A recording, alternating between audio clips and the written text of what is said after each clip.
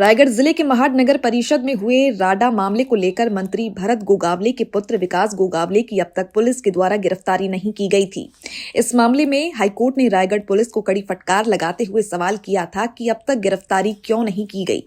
इस पर प्रतिक्रिया देते हुए मंत्री भरत गोगावले ने स्पष्ट किया था कि यदि अग्रिम जमानत नहीं मिलती है तो वो अपने बेटे विकास गोगावले को खुद पुलिस के सामने पेश करेंगे। इसी के तहत आज सुबह महाड शहर पुलिस ने विकास गोगावले के साथ कुल 7 आरोपियों को हिरासत में लिया है। सूत्रों से मिली जानकारी के अनुसार विकास गोगावले समेत सभी आरोपियों को मेडिकल जांच के लिए ग्रामीण अस्पताल भेजा गया। ओके, सुरू करू।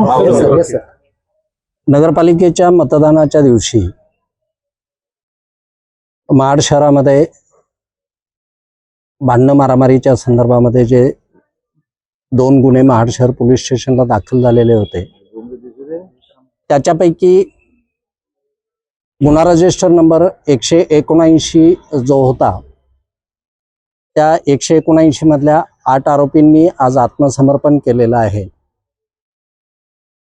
त्यानंतर पुढची कायदेशीर प्रक्रिया चालू आहे, पुढचा तपास चालू आहे।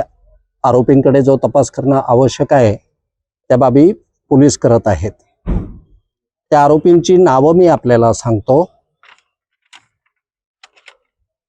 विकास गोगावले, महेश गोगावले, विजय मालुसरे, प्रशांत शेलार, धनंजय मालुसरे, वैभव मालुसरे, सूरज मालुसरे आणि सिद्धेश शेख अशा 8 जणांनी आत्मसमर्पण केलेलं आहे।